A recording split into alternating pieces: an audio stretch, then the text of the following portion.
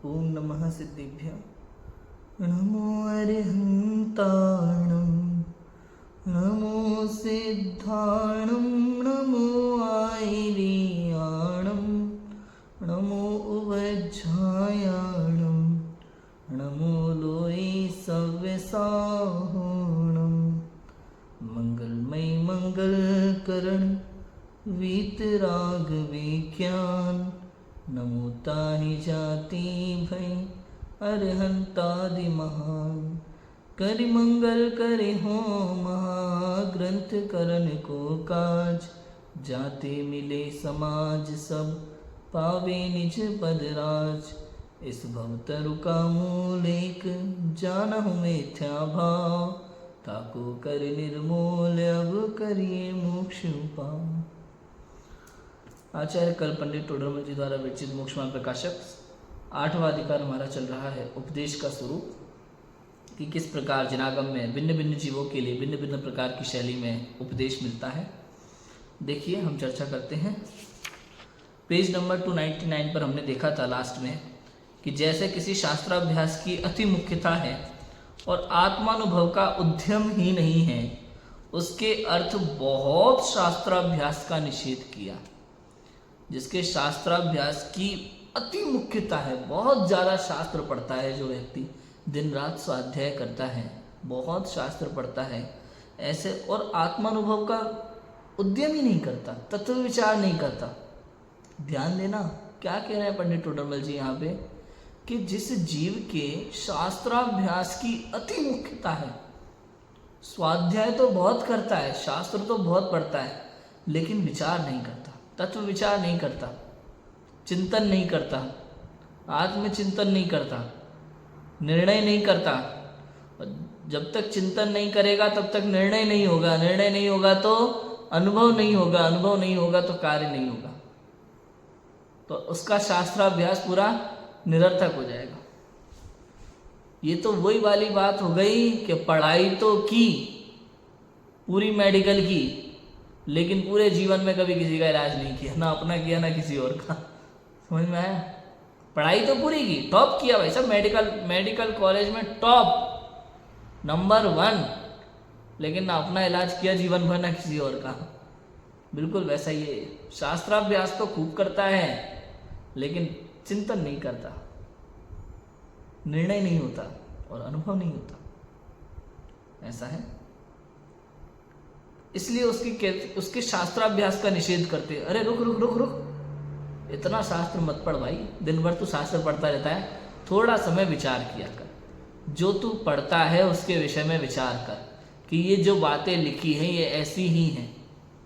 ये जीव पुद्गल धर्म अधर्म आकाश काल, जीव अजीव आश्रव बंध संवर निजरा मोक्ष, इनकी जो डेफिनेशंस लिखी हैं, इनके जो अंदर की गहराइयाँ लिखी हुई हैं शास्त्र में, जो भी इसके विषय में लिखा हुआ है, इस पर विचार कर वास्तव में ये ऐसे ही है कि नहीं।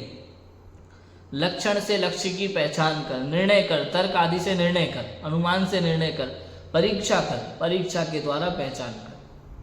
आया था ना विषय सम्यक्त सन्मुख मिथ्या दृष्टि में, उद्देश्य लक्षण निर्देश और परीक्षा।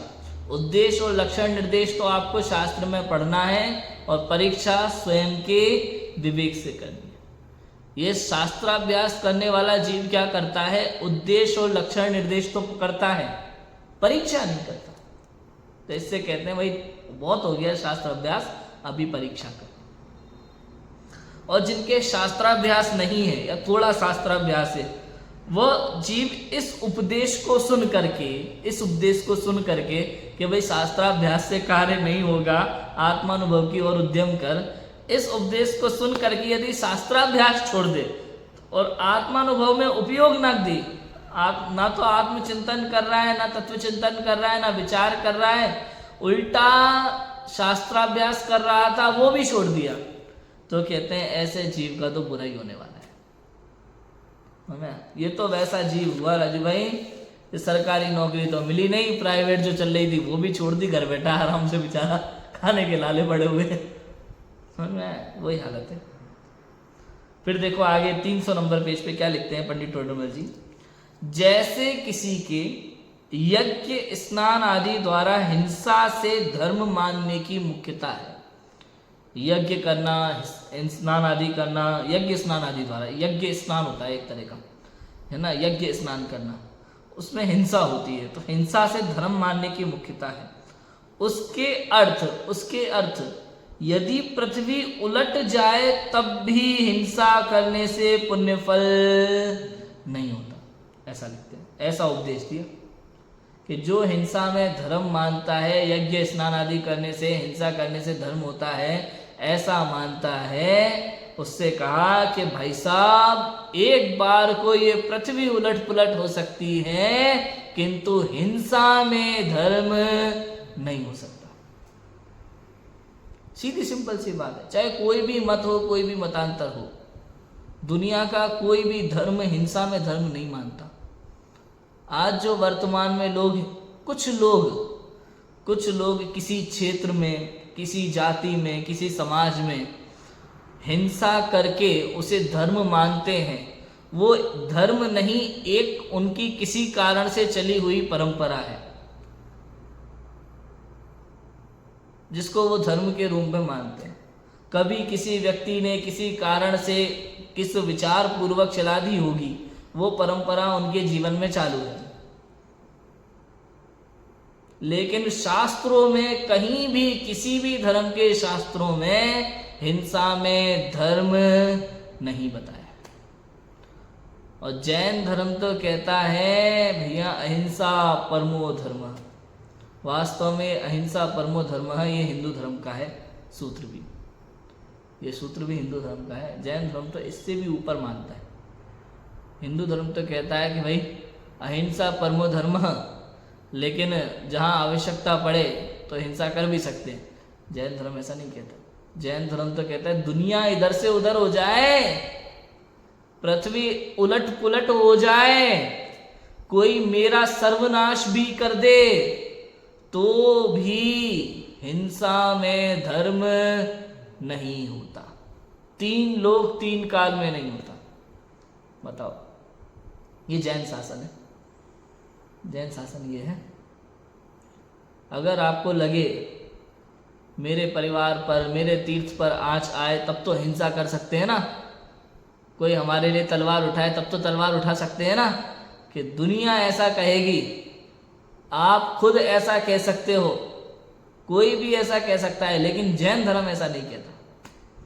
जैन धर्म कहता है कि पृथ्वी उलट पुलट हो जाए, दुनिया इधर की उधर हो जाए, प्रलय आ जाए, कुछ भी हो जाए, लेकिन हिंसा में धर्म नहीं हो सकता। बस हिंसा तो पाप है, तो पाप है, बस ये है, ये जैन शासन है हमारा। समझ में आया? ऐसा है। तो जहां हिंसा कहेगा पृथ्वी उलट पुलट हो जाए, हिंसा से पुण्य फल नहीं होता, पुण्य भी नहीं होता, धर्म तो दूर की बात है। वह और क्या कहा कि जो जीव पूजन आदि कार्यों द्वारा किंचित हिंसा लगाता है। अब देखना, ये कहा कि हिंसा में धर्म नहीं होता, पृथ्वी उलट पुलट भी हो जाए।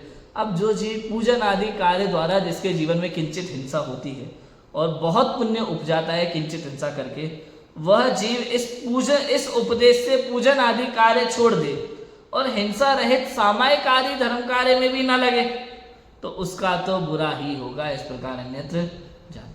ये बात सत्य है कि हिंसा में धर्म नहीं है, किसी भी प्रकार की हिंसा में कोई धर्म नहीं है। पूजन आदि कार्य में जो छोटी मोटी हिंसा होती है वो भी वास्तव में नहीं करना चाहिए। इसलिए तो मुनिराज आरंभ आदि से पूर्ण रूप से रहित होते। मुनिराज के जीवन में पूजा पाठ क्यों नहीं होता बताओ? क्योंकि मुनिराज महाव्रती होते हैं, अहिंसा महाव्रती होते हैं। दिगंबर मुनिराज एक इंद्रिय जीव के भी कृत कार्य अनुमोदना से त्यागी होते। रत्नकंठ शावकाचार्य में लिखा, क्या लिखा? एक इंद्रिय जीव के भी कृत कार्य अनुमोदना से त्यागी होते हैं। आप देखो, वो आपका घर बन रहा है या मंदिर बन रहा है या क्या बन रहा है, उसकी अनुमोदना तक नहीं करते। अनुमोदना तक ना उपदेश देते, ना ही अनुमोदना करते। आप देखो, अगर अनुमोदना भी करें तो कृतकार्य अनुमोदना का पाप लगेगा, क्योंकि उसमें बनने में जो भी हिंसा होती है उसका पाप लगेगा उनको। तो दिगंबर मुनिराज मंदिर बनने की भी अनुमोदना तक नहीं करते। आप सोचो, समझ में आ रही कि नहीं आ रही बात? पंचकल्याणक में ही आते हैं। हाँ, पंचकल्याणक में ऐसे नहीं आते हैं। देखो, पंचकल्याणक में जो पांडाल लगा होता है वास्तव में तो जब तक तप कल्याणक नहीं होता तब तक तो पांडाल में प्रवेश भी नहीं कर सकते दिगंबर मुनिराज। उसका भी कारण है, क्योंकि आपने देखा होगा पांडाल को नाम दिया जाता है नगरी का। जैसे आदिनाथ जिनबिंब पंचकरणक है तो पांडाल को नाम दिया अयोध्या नगरी, अयोध्या नगरी नाम दिया। अब शास्त्र अनुसार बाल तीर्थंकर जिस नगरी में होते हैं उस नगरी में कोई भी मुनिराज प्रवेश नहीं करते। भगवान महावीर की कथा है, उनका नाम 5 नाम है ना, वीर, अतिवीर, सन्मति, वर्धमान, महावीर। तो वर्धमान नाम कैसे पड़ा उनका? तो ऐसे पड़ा सन्मति नाम कैसे पड़ा उनका, महावीर भगवान का? तो ऐसे पड़ा, 2 मुनिराज चारण रिद्धिधारी आकाश मार्ग से जा रहे थे, उनके मन में एक प्रश्न आया और चूंकि वो नगर में प्रवेश नहीं कर सकते थे क्योंकि बाल तीर्थंकर उनका पुण्य ऐसा होता है, तीर्थंकर नाम कर्म की प्रकृति सबसे ज्यादा पुण्य वाली प्रकृति होती है, सबसे ज्यादा पुण्य वाली प्रकृति। तो उनका पुण्य ऐसा होता है कि उनके जीवन में उनको किसी के आगे झुकना नहीं पड़ता। दीक्षा भी वो किसी से नहीं लेते, स्वयं दीक्षित होते पंचमुष्टि के श्लोच करके, और ओम तक नहीं बोलते, नमः सिद्धिभ्य बोल के दीक्षित होते, केवल सिद्ध भगवान को नमस्कार करके दीक्षित होते, क्योंकि ओम में भी पंच परमेष्टि को नमन होता है, इसलिए ओम मात्र नमः सिद्धिभ्य बोल करके दीक्षित हो जाते हैं स्वयं पंचमुष्टि के श्लोच करके।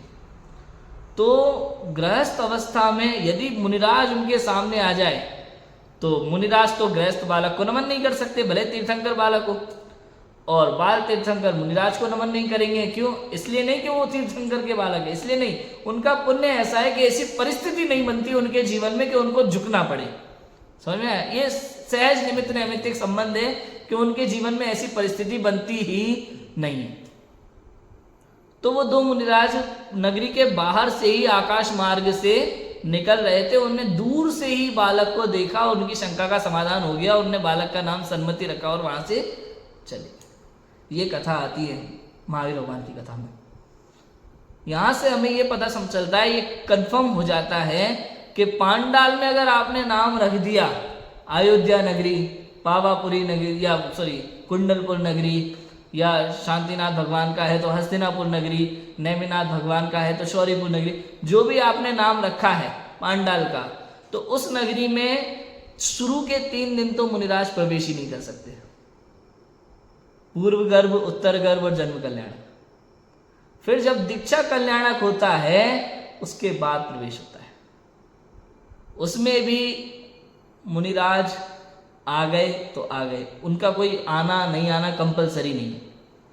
पंच कल्याणक में कोई के सूर्य मंत्र तो मुनिराज ही देते हैं, ऐसा कहीं नहीं लिखा। सूर्य शब्द का अर्थ होता है आचार्य, और आचार्य का मतलब होता है प्रतिष्ठाचार्य। आचार्य मतलब उस विषय के आचार्य। जैसे विवाह कराने वाले को कहते हैं गृहस्थाचार्य, प्रतिष्ठा कराने वाले को प्रतिष्ठाचार्य, विधान कराने वाले को विधानाचार्य कहते हैं, ऐसे उस विषय के आचार्य। और यदि सूर्य शब्द का अर्थ मुनिराज से वाले आचार्य लेंगे तो उस हिसाब से तो फिर मुनिराज भी सूर्य मंत्र नहीं दे सकते, फिर तो आचार्य परमेष्टि को ही देना होगा, फिर तो कोई भी मुनिराज प्रतिष्ठा नहीं करा सकते। क्यों? क्योंकि मुनिराज तो मुनि हुए ना, और सूर्य शब्द का अर्थ होता है आचार्य।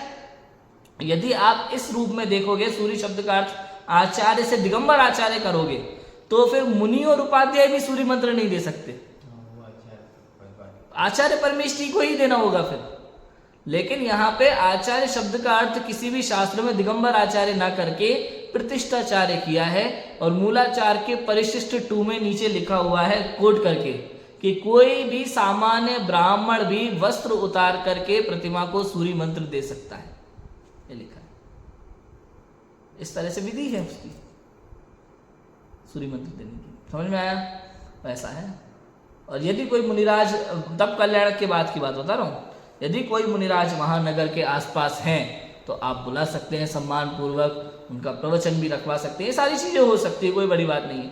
लेकिन किसी भी पंच कल्याणक में मुनिराज का होना कंपलसरी है, ऐसा कोई नियम नहीं है। ऐसे अनेक भाई आजकल तो चलो ठीक है नगर है, पहले के समय में यातायात नहीं थे, साधन नहीं थे, खबरें ही नहीं पहुंच पाती थी दूर दूर, भाषाओं का कितना समस्या था। मुनिराज हैं दक्षिण में पंचकल्याणक हो रहे हैं, उत्तर में तो नहीं भी होते थे तो पंचकल्याणक होते थे, कोई बड़ी बात नहीं है। सालों में एक पंचकल्याणक होता था, बड़ी योजनाएं बनती थी। जो उपलब्ध प्रतिष्ठाचार्य होते थे शास्त्र ज्ञानी वो कराते थे। और ऐसे कई प्रसिद्ध प्रतिष्ठाचार्य हुए हैं। आजकल तो कांजी स्वामी के नाम पे लोग बोलते कि इन्होंने ये शुरू किया। कांजी स्वामी के पहले अनेकों ऐसे प्रतिष्ठाचार्य हुए हैं, प्रसिद्ध प्रतिष्ठाचार्य हुए हैं, जिन्होंने मुनिराज के समागम में भी प्रतिष्ठा कराई है और मुनिराज के अभाव में भी प्रतिष्ठा कराई है। उसमें कोई विरोध नहीं। और आज के समय में तो अनेक मुनिराज भी इस बात को स्वीकार करते हैं, कुछ नहीं करते। ऐसा है, समझ में आ गया ये बात है, ऐसा है। तो क्या कहा कि इस उपदेश से पूजादि धर्म कार्य को, पूजादि कार्य छोड़ दे और हिंसा रहित सामाजिक धर्म में ना लगे तो उसका तो बुरा ही होगा। भाई पूजा पाठ आपने छोड़ दिया और धर्म कार्य में आप लगे नहीं, सामायिक आदि हिंसा रहित में लगे नहीं। मैंने कहा ना, थोड़ी सी भी हिंसा अगर है जीवन में तो उसका त्याग करो। इसलिए मुनिराजों के जीवन में वो उच्च जीवन है, वहां नहीं होती, आपकी भूमिका में होती है, इसलिए आपको उपदेश है। इसलिए तो कहा उच्च पद में वो कार्य करने योग्य नहीं है, नीच पद में आप कर सकते हैं। ऐसा है, अभी आएगी यहाँ पे बात, देखो। जैसे कोई औषधि गुणकारी है, परंतु अपने को जब तक उस औषधि से हित हो तब तक उसका ग्रहण करें। कोई औषधि है, गुणकारी है, जब तक अपने को उस औषधि से हित भाषित हो कि अपने को इससे फायदा होगा, लाभ होगा, तब तो उसका ग्रहण करें। और शीत मिटने पर भी उस औषधि का सेवन करता है। भाई बुखार तो ठीक हो गया, दवाई लेता जा रहा है, तो कहते हैं उल्टा रोग बढ़ सकता है। उसी प्रकार कोई धर्म कार्य है, परंतु अपने को जब तक उस धर्म कार्य से हित हो तब तक तो उसका ग्रहण करे। यदि उच्च दशा होने पर निचली दशा संबंधी धर्म कार्य का सेवन करे तो उल्टा विकार ही होगा। ऐसा है भाई, उच्च दशा में निच दशा योग्य धर्म कार्य शोभा देता नहीं। ऐसा है, सोचो, जिसको जो कार्य उचित हो उसको वो कार्य करना चाहिए। अब जैसे दिगंबर मुनिराज है, दिगंबर मुनिराज के जीवन में महाव्रत है। मैंने बताया ना, एक इंद्रिय जीव के भी कृतकार्यत अनुमोदना से वो त्यागी होते हैं, हिंसा के, एक इंद्रिय जीव की हिंसा के भी कृतकार्यत अनुमोदना से त्यागी होते हैं, पंच महाव्रतधारी होते हैं, 28 मूलगुण उनके जीवन में पलते हैं, अंदर में 3 कसाय चौकड़ी का अभाव है, ज्ञान ध्यान तप में लीन रहते हैं। ऐसे हमारे दिगंबर मुनिराज होते हैं, महान संत होते हैं। उनको आत्म कल्याण के सिवा दूसरा कोई कार्य उनके जीवन में होता ही नहीं है, फुर्सत ही नहीं है उनको, फुर्सत ही नहीं है उनको आत्म कल्याण के सिवा दूसरे कार्य की। और ये जो नीचे के कार्य हैं, व्यापार आदि के कार्य हो या समाज कल्याण के कार्य हो, लोक कल्याण के काम हो, ये सारे काम गृहस्थों के हैं, सेठियों के हैं, राजाओं के हैं, नेताओं के हैं। अब ये काम अगर सेठ करे, राजा करे, नेता करे, समाज सेवा का काम, लोक कल्याण का काम, तो उनके लिए प्रशंसा, वो प्रशंसा के योग्य। यही काम अगर कोई मुनिराज करे, दिगंबर मुनिराज करे, तो कहते हैं वो निंदा के पात्र। क्यों? क्योंकि उस भूमिका में ये कार्य शोभा नहीं देते। जिस भूमिका में जो कार्य करने योग्य है उस भूमिका में वही कार्य करना चाहिए। ऐसा है, क्लियर हुआ कि नहीं हुआ? उल्टा विकार होगा, क्योंकि लोक कल्याण वाला जो सामान्य धर्म है ये गृहस्थों के धर्म है, ये मुनि धर्म नहीं है। मुनि धर्म इससे बहुत उत्कृष्ट है, ऊपर है। और ऊंचे वाले पद पे उच्च धर्म को छोड़कर नीच धर्म करना योग्य नहीं है। ऐसा है, उपवास वाले जीव को एक आसन करना योग्य नहीं है। भाई आपने उपवास का नियम लिया है ना, तो अब आप एक समय भोजन नहीं कर सकते। जिसने एक आसन का नियम लिया है वही एक समय भोजन करेगा, और जिसने एक आसन का नियम लिया है वो एक समय भोजन कर लेता है, पेट भर के भर करे, फुल झकाझक कर होके, तो भी वो धर्मात्मा कहलाएगा।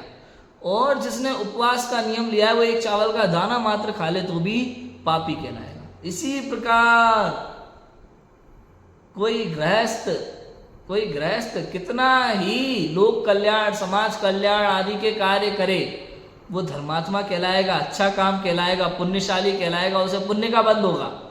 और यही कार्य सेम टू सेम, यही कार्य लोक कल्याण, समाज कल्याण आदि के कार्य मुनिराज करें तो उनके लिए वो पाप का बंद होगा, उनके लिए वो पाप कार्य कहलाएगा, उनके लिए अयोग्य कार्य कहलाएगा। ऐसे जिसकी जैसी भूमिका उसके वैसा कार्य होता है, उसके लिए वैसा है।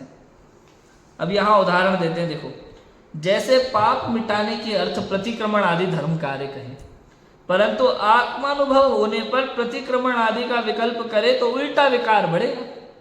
पाप मिटाने पर क्या हो, प्रतिक्रमण आदि धर्म कार्य कहे। जैसे पाप मिटाने के अर्थ, पाप मिटाना हो किसी को, पाप भाव से बचना हो, पाप छुड़ाना है, तो प्रतिक्रमण आदि धर्म कार्य करो भाई, पूजा करो, स्वाध्याय करो, प्रतिक्रमण करो, सामायिक करो, तो पापों से बचोगे।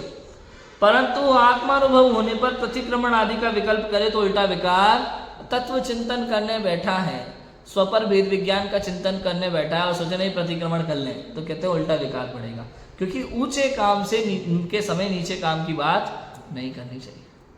भाई काजू खाते समय मूंगफली को याद करना अच्छी बात नहीं है। मूंगफली खाते समय तुम काजू की याद करो तो कोई दिक्कत नहीं है, लेकिन काजू खाते समय मूंगफली याद करना ये काजू का अपमान है। समझ में आ रहा है कि नहीं आ रहा है? ऐसा है। इसी से समय सार में प्रतिक्रमण आदि को विष कहा। जैसे अव्रति को करने योग्य प्रभावनादि धर्म कार्य कहे, अभी ना बात जो मैंने कहा, अव्रति को करने योग्य प्रभावनादि धर्म कार्य कहे, उन्हें व्रति होकर करे तो पाप ही बांधेगा। व्यापार आदि आरंभ छोड़कर चैत्यालय आदि कार्यों का अधिकारी हो, ये कैसे बनेगा? इसी प्रकार नित्य व्यापार आदि कार्य तो छोड़ दिया, अब चैत्यालय का अधिकारी बन गया कि भाई हम अब दुकानदारी तो नहीं करते, अब हम मंदिर बनवाएंगे, अब हम समाज, अब हम धर्मशालाएं बनवाएंगे। तो भाई साहब ये धर्म नहीं है। घर क्यों छोड़ा था आपने? वो कहानी है ना, भरतरी वाली कहानी बताई थी ना अपन ने, भरतरी के बड़े भाई, छोटे भाई, छोटा भाई है एक तो जो मुनिराज बन गए शुभचंद्राचार्य, और बड़े भाई भरतरी। अब देखो, एक तो सामान्य ब्राह्मण बन गए, सोना बनाने की विधि सीख रहे हैं, और एक आत्म कल्याण में बन गए, दिगंबर मुनिराज होकर आत्म कल्याण कर रहे हैं, स्वयं वृद्धि प्रकट हो रही है, आत्मानुभव में मस्त है, 7वें 6वें गुण स्थान में झूल रहे हैं। समझ में आया? और जब वो सोना बनाने की विधि सीख रहे हैं, लौट करके आए, शुभचंद्राचार्य से भेंट हुई, वो पूरी कहानी है, शॉर्ट में सुनाता हूँ। तो शुभचंद्राचार्य ने एक ही बात कही उससे, तुझे सोना ही बनाना था तो इसलिए घर छोड़ा था क्या तेने? तुझे यही सब करना था तो राज करता, वहां पे तो सोने की कोई कमी नहीं थी, हम तो राजा थे ना, हम तो, हमारे पास सोने चांदी हीरे जवाहरात की क्या कमी थी, खजाना भरा पड़ा था। ये छोड़ने के लिए, ये सब इकट्ठा करने के लिए घर छोड़ा था क्या तूने? अब बताओ क्या कहना चाह रहे शुभचंद्राचार्य?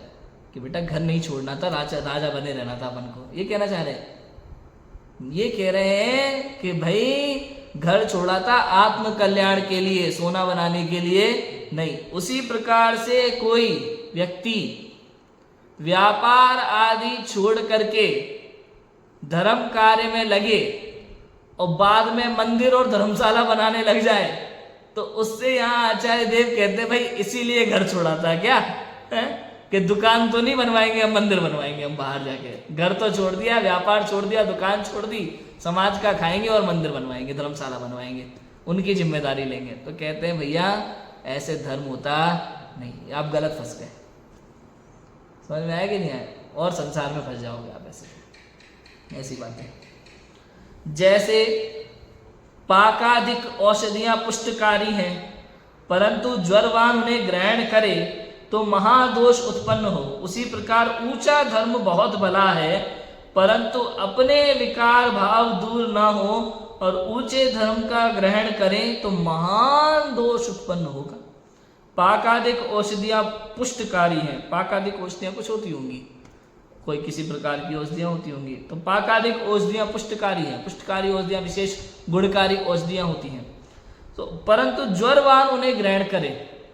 बुखार वाला, जैसे मान लो किसी को कैंसर का रोग है राज भाई, अब कैंसर का रोग है तो उसके लिए कैंसर वाली स्पेशल दवाई, और सामान्य बुखार वाला कैंसर की दवाई खा ले तो क्या होगा बताओ? उल्टा बीमार पड़ेगा कि नहीं पड़ेगा? पाकादिक औषधियां पुष्टिकारी है, विशेष गुणकारी है, विशेष बीमारी के लिए बनाई गई है।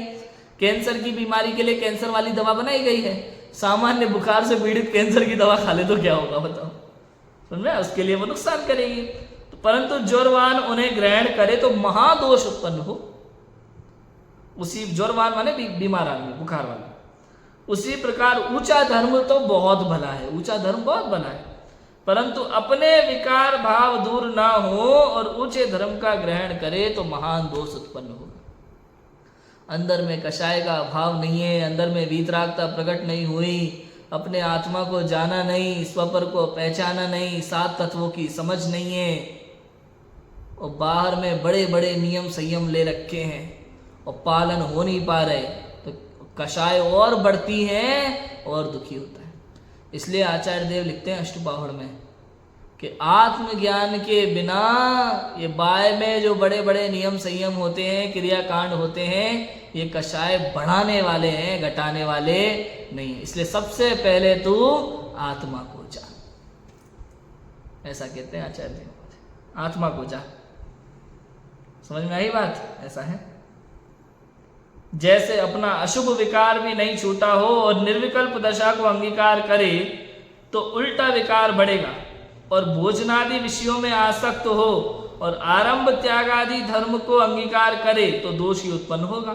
जैसे व्यापार आदि करने का विकार तो छूटे नहीं, त्याग के वेश रूप धर्म अंगीकार करे तो महान दोष उत्पन्न होगा। इसी प्रकार नित्य जानना। देखो, अशुभ विकार तो छूटा नहीं, सप्त व्यसन तो छूटे नहीं, और कह रहे निर्विकल्प दशा को अंगीकार करे तो उल्टा विकार बढ़ेगा। भाई निर्विकल्प दशा को अंगीकार करे तो निश्चित रूप से विकार घटेगा, लेकिन निर्विकल्प दशा अंगीकार हो तब तो।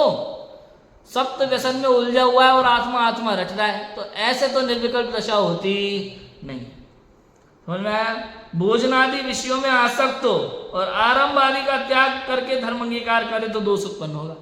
भोजन में तो बहुत विशेष रुचि है, लेकिन आरंभ आदि का त्याग कर दिया, अब दुनिया से कह रहे फलानी चीज बना बना के खिलाओ हमें, इससे तो और दोष उत्पन्न होता है। इसको त्याग नहीं कहते। व्यापार आदि करने का विकार छूटे नहीं, त्याग के वेश रूप धर्म अंगीकार करे तो महान दोष उत्पन्न होगा। व्यापार आदि का विकार छूटा नहीं, व्यापार की रुचि छूटी नहीं, दिमाग उसी में चल रहा है, और बाहर में त्याग का वेश है, तो कहते हैं इसको त्याग नहीं कहते, इससे तो विकार ही उत्पन्न होता है। इस प्रकार अन्यत्र जानना चाहिए। इसी प्रकार और भी सच्चे विचार से उपदेश को यथार्थ जानकर अंगीकार करना। बहुत विस्तार कहाँ तक कहें, अपने को सम्यक ज्ञान होने पर स्वयं ही को यथार्थ भाषित होता है। अपने को सम्यक ज्ञान होने पर स्वयं ही को यथार्थ भाषित होता है। कितना कहें, कितना कहें, स्वयं समझो, स्वयं विचार करो, स्वयं को सम्यक ज्ञान होगा तो स्वयं को यथार्थ भाषित होगा, या फिर ऐसा कहें कि स्वयं को यथार्थ भाषित होगा तो स्वयं को सम्यक ज्ञान होगा। उपदेश तो वचनात्मक है, वचन द्वारा अनेक अर्थ युगपत नहीं कहे जाते, इसलिए उपदेश तो एक ही अर्थ के मुख्यता सहित होता है। वचन द्वारा भाई एक साथ बहुत सारी बातें नहीं कही जाती हैं, ये उपदेश तो वचनात्मक है, एक साथ चारों नियों की बात नहीं समझाई जा सकती, इसलिए एक बार में एक बात, जैसा भक्त वैसी बात कह दी जाती है। उसको सर्वथा ग्रहण नहीं करना चाहिए, कहाँ कौन सी अपेक्षा से कौन सी बात कही गई है उसे उसी रूप में लेना चाहिए, तथा जिस अर्थ का जहाँ वर्णन है वहाँ उसी की मुख्यता है, दूसरे अर्थ की वही मुख्यता करे तो दोनों उपदेश दृढ़ नहीं होंगे। इसलिए उपदेश में एक अर्थ को दृढ़ करें, परंतु सर्व जिनमत का चिन्ह स्यादवाद है। स्यात् पद का अर्थ कथनचित है, कथनचित माने किसी अपेक्षा से, इसलिए जो उपदेश हो उसे सर्वथा नहीं जान लेना। उपदेश के अर्थ को जानकर वहाँ इतना विचार करना कि ये उपदेश किस प्रकार है, किस प्रयोजन सहित है, किस जीव को कार्यकारी है इत्यादि विचार करके उसका यथार्थ अर्थ ग्रहण करे। पश्चात अपनी दशा देखे, जो उपदेश जिस प्रकार अपने को कार्यकारी हो उसे उसी प्रकार आप अंगीकार करें, और जो उपदेश जानने योग्य हो तो उसे यथार्थ जान ले। इस प्रकार उपदेश के फल को प्राप्त करें। कहते हैं कि भाई जिनमत का चिन्ह तो स्यादवाद है, स्यात् पद से चिन्हित ये जिनवाणी माता है। स्यात् का अर्थ होता है किसी अपेक्षा से, यहाँ जो भी बात कही गई है वो किसी न किसी अपेक्षा से, किसी न किसी विवक्षा से उस बात को कहा गया है, वहाँ मुख्य रूप से उस विवक्षा को समझना चाहिए, सर्वथा उस बात को स्वीकार नहीं करना चाहिए। कौन सी बात किस भूमिका के लिए कही गई है, किस प्रयोजन के साथ कही गई है, किस व्यक्ति के लिए कही गई है, वो सारी बातें बराबर समझ करके उसका अर्थ ग्रहण करना चाहिए, ऐसा है। और इस प्रकार से उपदेश के फल को प्राप्त करना चाहिए। अब यहाँ कोई कहता है, राज भाई किसी ने प्रश्न उठाया पंडित टोडरमल जी के पास खड़े होकर के, हाथ ऊपर करके, जो तुच्छ बुद्धि इतना विचार ना कर सके वो क्या करे। ये कमाल के प्रश्न होते हैं। मुझे 3 इडियट के वो याद आ जाते हैं, वो दोनों फरहान और राजू। उनके प्रश्न बड़े कमाल के थे। भाई कैंपस में इंटरव्यू लेने के लिए बहुत सारी कंपनीज के लोग आएंगे, अलग अलग कंपनीज के, बड़ी बड़ी कंपनीज से। तो यहाँ से निकलने के पहले आपके हाथों में जॉब्स होंगी। अब उधर से फरहान और राजू ने हाथ ऊपर किया। उन्होंने कहा बोलो भाई क्या क्वेश्चन है। तो उनका प्रश्न ये था, राजू भाई मान लो हम इंटरव्यू में सिलेक्ट हो गए, जॉब मिल गई, और बाद में फाइनल एग्जाम है और एग्जाम में 1-2 नंबर से फेल हो गए, तो जॉब रहेगी या छूट जाएगी? समझ में आया कि नहीं? Good question. कमाल का, इस क्वेश्चन का क्या आंसर दिया जाए बताओ। तो यहाँ प्रश्न उठाया, जो तुच्छ बुद्धि इतना विचार ना कर सके, भाई हम विचार करने को ही तैयार नहीं है, अब क्या करें ये बताओ। तुमने इतनी सारी बातें करी, ये सब विचार करने वाली, हमने विचार करनी, भाई छद्मस्त जीव है, विचार करने की शक्ति है, ये विचार करने को तैयार नहीं है। लेकिन जो तुच्छ बुद्धि इतना विचार नहीं कर सकता वो क्या करे? तो कहते हैं उत्तर, जैसे व्यापारी अपनी बुद्धि के अनुसार जिसमें समझे सो थोड़ा या बहुत व्यापार करे। भाई उसे अपनी बुद्धि पता है। सब तरह के लोग होते हैं, हर कोई अंबानी नहीं होता, हर कोई अडानी नहीं होता। चाय वाला अपने हिसाब से काम करता है, साड़ी वाला अपने हिसाब से, रेडीमेड वाला अपने हिसाब से, फल वाला अपने हिसाब से व्यापार करते हैं। कोई इंजीनियरिंग करता है, कोई डॉक्टरी करता है, कोई सीए करता है, कोई आर्ट्स लेता है, कोई कॉमर्स लेता है। अपनी अपनी बुद्धि के अनुसार सब लोग पढ़ाई करते हैं, अपनी बुद्धि के अनुसार जॉब करते हैं, अपनी बुद्धि के अनुसार व्यापार करते हैं।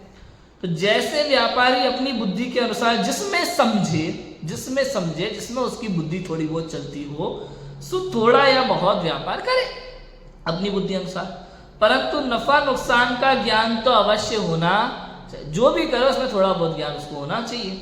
उसी प्रकार विवेकी जीव अपनी बुद्धि के अनुसार जिसमें समझे सो थोड़े या बहुत उपदेश को ग्रहण, जो समझ में आए, कोई भी अनुयोग, कोई भी बात समझ में आए, थोड़ा बहुत तो समझ उपदेश ग्रहण करे। शिवभूति मुनिराज को जितना समझ में आया उन्होंने ग्रहण किया, तू भी जितना समझ सके ग्रहण कर। परंतु मुझे ये कार्यकारी नहीं है, इतना ज्ञान अवश्य होना, इतनी समझ तो होनी चाहिए भैया, इतनी बुद्धि तो होनी चाहिए। इसलिए तो जैन दर्शन में कहा, भाई जो मूंगफली छील के खा सकता है वो सम्यक दर्शन करने का अधिकारी है, जो केला खा सकता है वो सम्यक दर्शन करने का अधिकारी है। उसे पता है कि केला खाना है और छिलका फेंकना है। हाँ, कोई ऐसा महान जीव हो जिसका दिमाग नहीं चलता हो, जिसने देखा हो किसी को कि भाई जैसे मान लो राजू भाई, किसी ने देखा हो किसी को बेर खाते हुए। अब बेर खाते समय क्या होता है मालूम है आपको? ऊपर का बेर खा लेते हैं और अंदर जो गुठली निकलती है उसको क्या कर देते हैं? फेंक देते हैं। आम खाते हैं तो क्या करते हैं? ऊपर से आम खा लेते हैं और गुठली निकलती तो फेंक देते हैं। उसको देख करके एक बंदा गया और 1 किलो मूंगफली लेकर के आया और 1 किलो मंदिर वाले जो बादाम होते बादाम लेकर के आ गया। उसने, उसको स्टाइल कौन सी मालूम थी? बेर वाली, आम वाली। उसने क्या किया? मूंगफली को छिलका खाया, अंदर जो बीज निकला मूंगफली उसको फेंक दिया। बादाम लाया, बादाम में ऊपर से फोड़ा, ऊपर का जो छिलका था वो खा लिया। अम्मी की जो बादाम की थी वो क्या करी? बीज समझ के, गुठली समझ के उसको फेंक दी। कितना समझदार व्यक्ति है। उससे कहते हैं इतनी बुद्धि तो कम से कम होना चाहिए कि क्या कार्यकारी और क्या कार्यकारी नहीं। मैं कौन से फल में क्या ग्रहण करना और कौन से फल में क्या फेंकना, इतनी जानकारी तो होना ही चाहिए कि मूंगफली खाना चाहिए और छिलका फेंकना चाहिए, आम खाना चाहिए और गुठली फेंकना चाहिए, इतनी जानकारी तो होना ही चाहिए। सो कार्य तो इतना है कि यथार्थ श्रद्धान ज्ञान करके राग आदि घटाना। सो ये कार्य अपना सिद्ध हो, उसी उपदेश का प्रयोजन ग्रहण करे। विशेष ज्ञान ना हो तो प्रयोजन को तो नहीं भूले, इतनी तो सावधानी अवश्य होना चाहिए। जिसमें अपने हित की हानि हो उस प्रकार उपदेश का अर्थ समझना योग्य नहीं। मतलब यहाँ पे ये भाई दुनिया भर की पढ़ाई, दुनिया भर की जानकारी आपको इकट्ठी नहीं करनी है। विशेष तो अपने आत्मानुभव में जो जानकारी चाहिए, 7 तत्व रूपी श्रद्धान करना है, आत्म तत्व का श्रद्धान करना है, उसके लिए जो जानकारी योग्य है उतनी जानकारी ग्रहण कर लो, उतना काफी है। लेकिन ये कहने का अर्थ ये नहीं है बाकी दिन भर आप सिनेमा देखो, आधा घंटा स्वाध्याय में द्रव्यानुयोग पढ़ लिया, अध्यात्म उपदेश पढ़ लिया, आधा 1 घंटा बहुत है। आप ज्यादा से ज्यादा समय इसमें दो, तब ये बात कार्यकारी है, अन्यथा नहीं। ऐसा कह रहे। इस प्रकार स्याद्वाद दृष्टि सहित जैन शास्त्रों का अभ्यास करने से अपना कल्याण होता है। ऐसी बात यहाँ कही है। आगे अभी बहुत सारी बातें इसमें आने वाली हैं जिसकी चर्चा अपन कल करेंगे। अभी की बात को विराम देते हैं। ओम नमः सिद्धि।